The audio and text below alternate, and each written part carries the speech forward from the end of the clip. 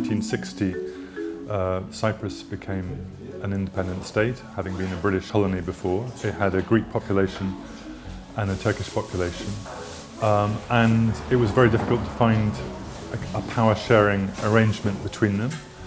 And both the Greeks and the Turks also had their patrons in Greece and Turkey, who were the guarantor powers. And then in 1974, the Turkish military invaded. They said it was as a guarantor power. They were trying to guarantee the rights of the Turkish minority, but it ended up as a full-scale military invasion and driving tens of thousands of Greek Cypriots from their homes. And so from 1974 you had this conflict and a dividing line right across the middle of Cyprus, dividing basically the Turkish Cypriots on one side, the Greek Cypriots on the other. Then in 1983, the Turkish Cypriot leader Rauf Denktaş proclaimed what was basically a de facto state, the Turkish Republic of Northern Cyprus. It was recognized by Turkey, but by no one else. It was declared to be illegal by the United Nations. So you had this self-governing state of the Turkish Cypriots, which was not recognized internationally. The next major development is 2003-2004. Cyprus is invited to join the European Union. There's one big push for a peace settlement, the so-called Annan plan. The Turkish Cypriots vote in favour of the plan, the Greek Cypriots vote against. The result is that basically the Greek half of Cyprus basically joins the European Union.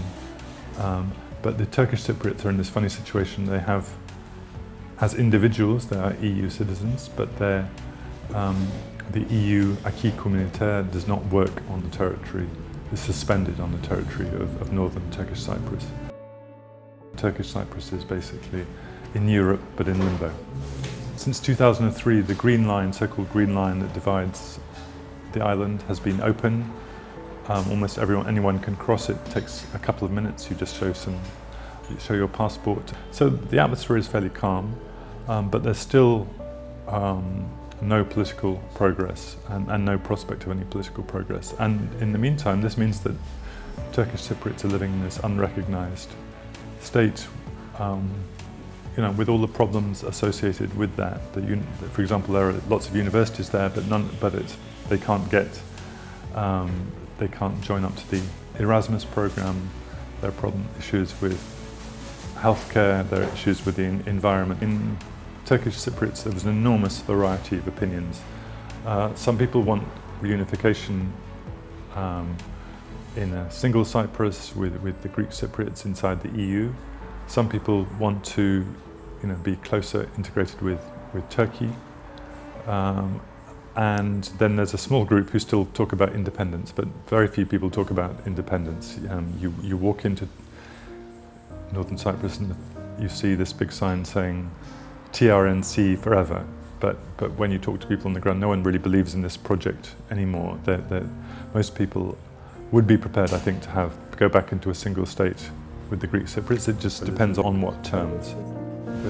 Thanks to Turkey, Turkish Cyprus is kind of open to the world economy. So some people talk about it's becoming a kind of Taiwan in the Mediterranean Sea.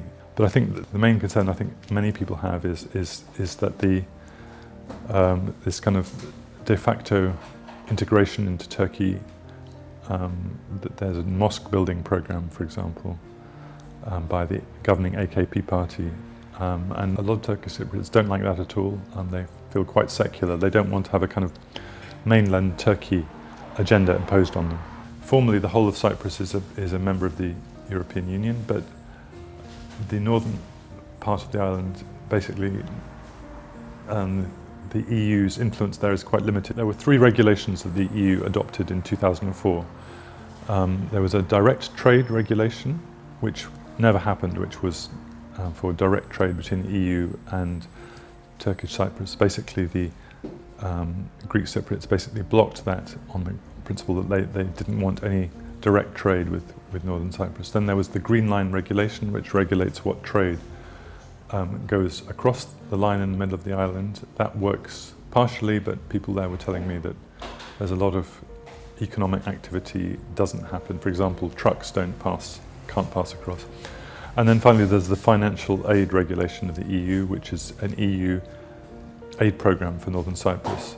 And that works quite well, but I think it could work better. Again, there are restrictions on working with the de facto authorities. That would be one of my recommendations, is to work with the de facto authorities. You can work with them without recognizing them.